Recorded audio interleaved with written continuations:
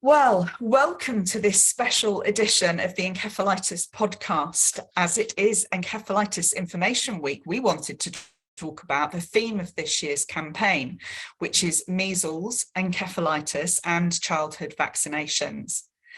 This is a topic that we really wanted to cover because recent research has revealed that the uptake of measles, mumps and rubella, or MMR vaccine in England has fallen to its lowest possible levels in a decade. And indeed, even before the COVID-19 pandemic, the World Health Organization declared that the UK had lost its measles-free status. So the issue around childhood vaccinations is not restricted to the UK, of course. In July, the World Health Organization revealed that 25 million children globally missed out on one or more of their doses of the vaccine against diptheria, tetanus, and pertussis. That is the largest sustained decline in childhood vaccinations in approximately 30 years, according to the World Health Organization and UNICEF. Now, there are many reasons why this may be the cause: living in conflict areas where immunization access can be challenging, increased misinformation about vaccines and COVID-19 related issues, such as service and supply chain disruptions, among other possible reasons. During Encephalitis Information Week, we're urging parents and guardians to get informed about vaccines and double check that their children are up to date with their jabs. We know that there are a lot of parents or carers out there who are looking for more information about vaccinations or who may genuinely be hesitant about having their children vaccinated. And we hope that this podcast is going to go some way towards answering some of those questions that people may have. To help me with this topic, I have recruited a friend of the podcast, Professor Benedict Michael. Ben is a professor of neuroscience at the University of Liverpool, a medical research council clinician scientist and honorary consultant neurologist at the Walton Centre, also in Liverpool. And I'm very pleased to say he is vice president of our scientific advisory panel. Thank you for joining me, Ben. Thanks for having me. Well, look, Ben, can we begin on this by talking about how much of your work as a neurologist and scientist is connected to vaccines and their production or dispensing? Yeah, thanks for the question. I wanted to start answering this by saying that I remember as a junior doctor when a patient came into the hospital and they were sick and moribund and they had some sort of infection. When the consultant came to say, "What do you think is going on with the patient?" there were only two questions it was unforgivable not to have asked. Number one, where have they traveled? And number two, have they had all their vaccines? It's an absolutely critical part of determining someone's risk of having any infection, particularly encephalitis. And for those listeners that aren't clear, what does moribund mean? Oh, I'm sorry, very sick. It's a medical fancy way of saying very sick. Okay, thank you. See, we learn something new every day on this podcast. But Ben, look, figures from the UK Health Security Agency earlier this year revealed that the uptake of MMR vaccine in England is at an all-time low. Do you have any views on why you think that is? Well, in honesty, it's probably multifactorial. I mean, I think there are systemic challenges we've had with COVID-19 in terms of staffing availability to roll out vaccine schedules, the big and necessary push on the COVID vaccine rollout, supply chain issues, as you mentioned in the introduction, and also probably social media has a part to play in the just capacity to disseminate misinformation. And certainly around vaccines, there's been no shortage of that online. And actually, particularly when it comes to when we think about measles, actually going back for some time now, which obviously fed into the COVID vaccine rollout, but was present, long before that. Yeah. So, I mean, are measles, mumps and rubella, and that's what the MMR stands for, are they still a threat, and why? So that they are absolutely still a threat. I mean, they shouldn't be. We should have the capacity to eradicate them. And it was back in the year 2000, in fact, that the US was first deemed to have effectively eradicated measles. But with the reduction in vaccines uptake, we are seeing a resurgence, particularly of measles, mumps and rubella, but of many other vaccine preventable diseases. And when we think about measles in particular, the reason it's so important is it's so contagious. It's a very highly contagious virus. And it's estimated that people infect about 90% of the people they're in contact with whilst they have measles. And you're infectious to other people 4 days before the rash even begins, and for days after you've got the rash. So many people will be largely asymptomatic, but yet have a very high chance of passing on that infection to their contacts. Well, we know that some parents are genuinely hesitant about giving their children the MMR vaccine. They're worried about side effects. Just how safe is this vaccine for MMR? So I think first things first, we have to be completely honest with the public when we discuss vaccines and vaccine safety. We all know that you're likely to get some side effects, a sore arm, feel a bit fluey for a couple of days, and that's normal. But when it comes to MMR, it's really important that we say that there have been very, very large population-based studies that show there is no increased safety of having each vaccine separately. So combining it as the MMR actually saves children and adults getting vaccinated from that flu-like illness and the arm ache 3 times over, and increases the likelihood that we'll get high-level population uptake because people will have attended just the one appointment rather than having to make multiple appointments. So it's no more safe to separate the vaccines. That's been completely disproven. The other thing that's been completely disproven was many of the listeners and viewers will recall the autism scandal. And it has now been proven that the scientists that led that work faked a lot of their findings. Their findings have been pulled from the journals that published them, and they've lost their career as both a doctor and as a scientist for falsifying their evidence. And subsequently, very large population studies have shown in Europe and the US, there is absolutely no proven link between the MMR vaccine and autism. So that's the first thing to say. Now, there is a very small risk that some younger children can have what we call a febrile seizure. Now, that's when children get a fever and they have a one-off seizure. It doesn't mean they've got epilepsy, it's a one-off, and it's very common with any infection. And perhaps 1 in 4,000, maybe even less, children might have this. So it's very, very rare. And I think we'll come on to talk about how likely it is that children would develop a serious complication, much more serious than a single seizure, if they were to get the infection as opposed to the vaccine. Yeah, well, let's do that, Ben. What complications can measles have on someone who is unvaccinated?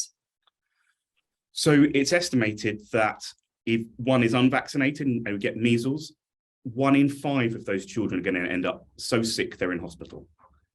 Now, it's not just the fever and the rash that people think about. Measles can also cause a severe infection of the lung, causing a pneumonia or a pneumonitis. And also, in the very worst conditions, the virus can actually cause brain inflammation or encephalitis, the condition that I work on, of course. And measles can affect the brain in 2 ways. Once, whilst you've got the active infection at the time you acquire it, causing this encephalitis, this brain inflammation, which manifests perhaps initially as more mild symptoms like headache, but rapidly progresses to seizures and coma. Or even once the child's recovered from the measles infection, typically in the region of 5 to 10 years later, what can happen is the virus or a mutant variant of that virus can reactivate within the child's nervous system and cause this condition, which has got a very long name, subacute sclerosing panencephalitis, or we'll call it SSPE for short. But this is an inflammatory encephalitis of the whole of the brain, which is universally fatal. We have no treatments for it, and no one has survived it. So measles is not an inconsiderable disease at all. It's a disease associated with significant complications for all of the body and particularly the brain.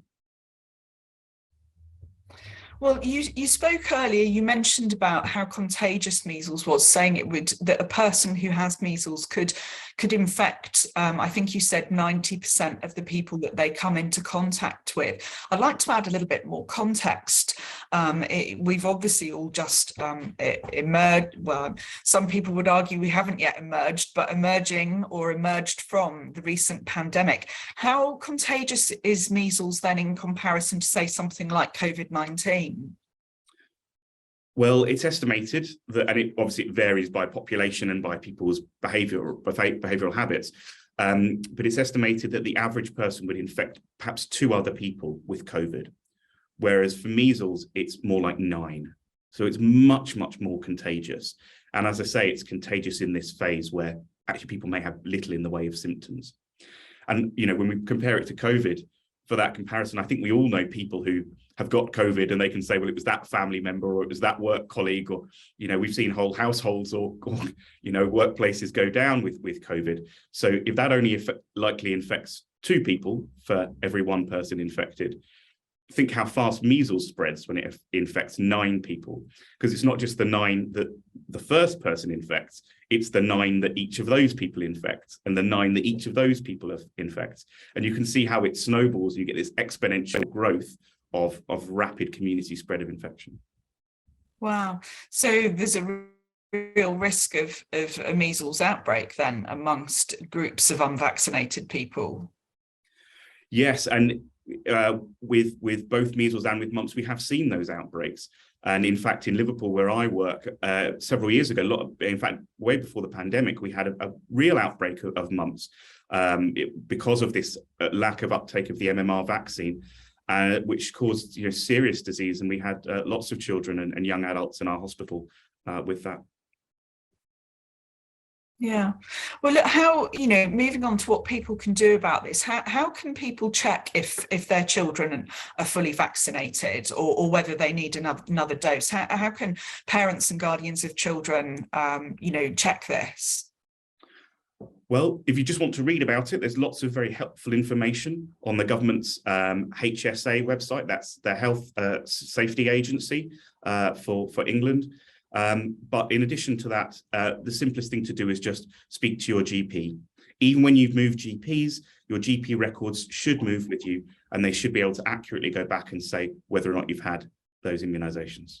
Okay, great. So people can just go contact their general physician, their family doctor, and ask them if they can check their child's records. And I suspect, you know, even just phoning up the reception at your GPs, for example, they'd be able to do that.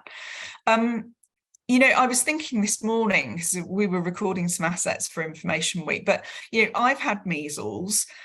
So I've had lots of things, actually. I've had mumps, I've had chicken pox. I'm like, you know, I'm ticking all the boxes. But I have had measles. So I suspect I never had the MMR as a child.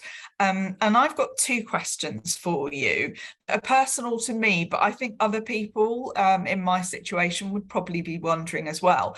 So am I protected now against measles, having had the illness? Not necessarily. So everyone's different, and it all depends about your risk of exposure. So the safest thing to do is have a chat either with your family care physician, or in fact, the travel clinics. When you think about your likelihood of exposure, the travel clinics are, you know, very, very helpful. They can often provide telephone or nurse-led advice, and they have access to an excellent, almost real-time database of where outbreaks are. So you can think about where you are, where you might be traveling to in the coming months and years, but also it relates to your own immune status and your own other health conditions and your own risk. So it's worth having those personalized discussions with your physician or with the travel clinic. Okay, well, that was going to be, that links into part of my second question, because like you, I travel a lot, sometimes to areas where there are measles outbreaks, and I've always wondered whether I or travellers like me should be immunised. So I might follow up on that. I don't want it again, certainly not now. Look, it's not just the MMR vaccine, which has a lower uptake in recent times. The World Health Organization is reporting that the percentage of children who receive doses of the vaccine against diptheria, tetanus and pertussis have also fallen, with estimates that 235 million children missed out on 1 or more doses in 2021. Why is this? Why do you think this is? Well, I mean, this is a huge challenge because it's clearly not one thing that's the problem. You know, we have issues with getting the vaccines out. We have the issue that comes with regards to the production of vaccines, making it cheaper and more affordable, improving supply chains, and actually just improving health infrastructure as well, so we can actually deliver those vaccines on the ground.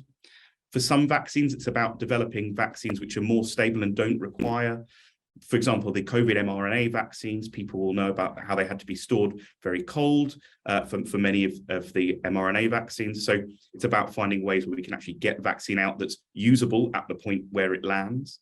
We've clearly had conflicts. There's obviously, many conflicts ongoing around the world, not least of all in Ukraine, but across many regions, particularly in sub-Saharan Africa, which just absolutely make it very, very difficult to roll out these important preventative programs. And then, of course, once we've got the vaccine made, distributed, and in a position to deliver it, we need to have adequate uptake from the community. And that's where the vaccine hesitancy issue comes in. I think it's incumbent on all of us to make sure that we do well, like we're doing now, trying to get out accurate, up-to-date information to people so that they can be well informed and make their own decisions without falling down the potential rabbit hole of the YouTube videos and Facebook channels, etc., that can very rapidly spread what can seem like legitimate information, but actually often is misinformation, disinformation, and really scaremongering. Yeah, I think that's a really important question. I've seen some of this stuff, and if I wasn't doing the job that I'm doing and working with the patients like you that I'm working with and specialising in a condition that is vaccine preventable, encephalitis, I've watched some of this stuff, and honestly, some of it is so persuasive. I genuinely find some of it quite believable if I didn't know better.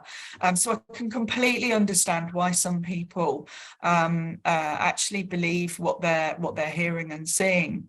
But you talked a minute ago about low to middle income countries. They seem to be the hardest hit.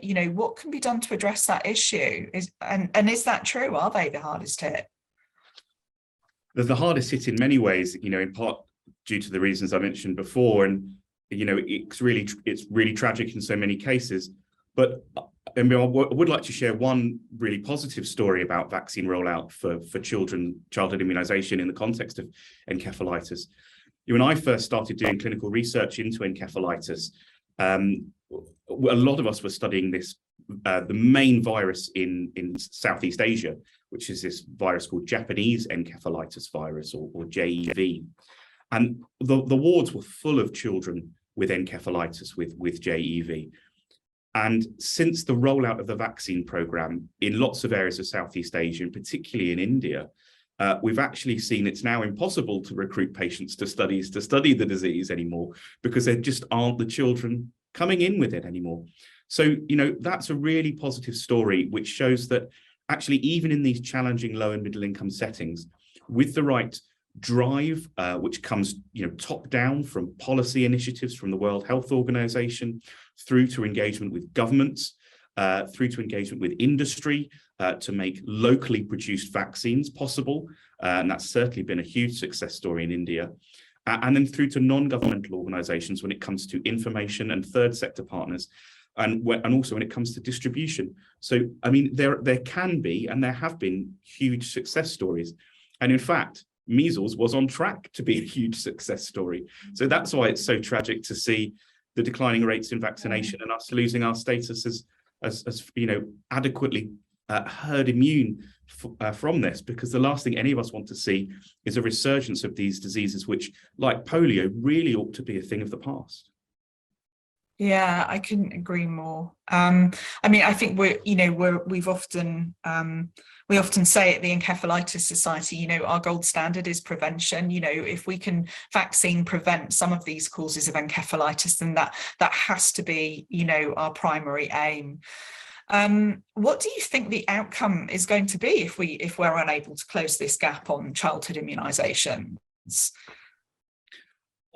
I think one of the reasons we're not closing the gap is because people haven't realised what the consequences would be.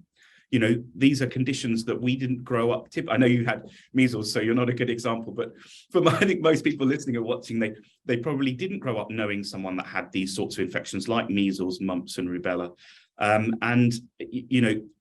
Through that, I think there's risk of a complacency where we don't hear about these conditions often enough because we don't see them often enough. And then vaccine uptake declines ever further. and we'll end up where we were before vaccines were coming out. And that was a condition where lots of childhood life expectancy used to be incredibly low.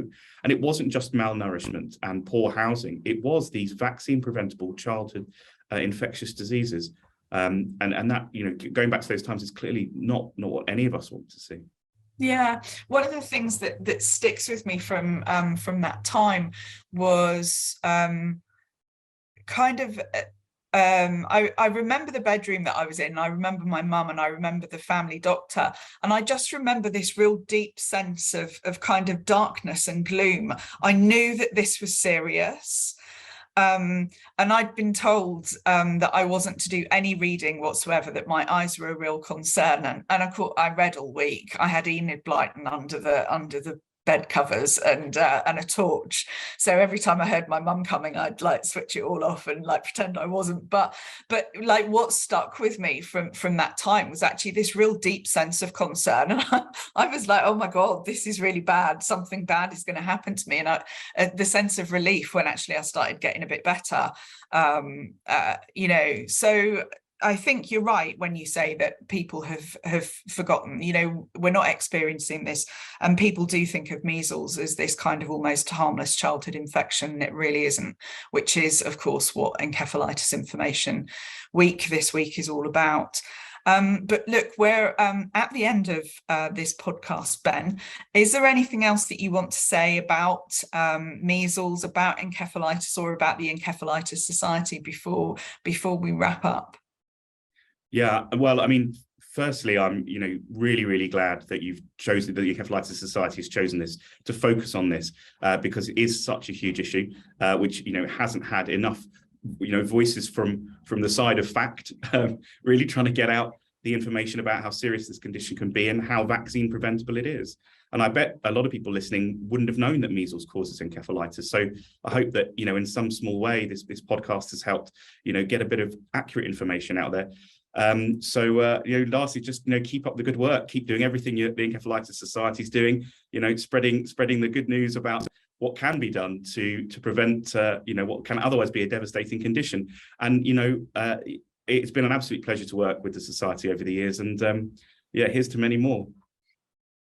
Yeah, oh, well, thanks, Ben. Do you know what? We couldn't do it without you guys, though. It's all our scientists and our doctors that we work with, and all the voluntary hours. We have to remind people that all of you guys that are involved with us, you do this all in your own time. You're all volunteers, and we're deeply grateful to you guys. So thanks so much for joining me today, Ben. For those that are listening, the Encephalitis Society remains at your service. If you need any information or support, our teams are there for you. Please don't forget that. Go to encephalitis.info for contact details or to chat online with any of the team. We hope you've enjoyed the podcast. And as always, if you can support our award-winning and life-saving work, then we'd be extremely grateful. You can do that at encephalitis.info/donate. And lastly, if you do want more accurate and trusted information on encephalitis and on measles following this podcast, please go to encephalitis.info/measles.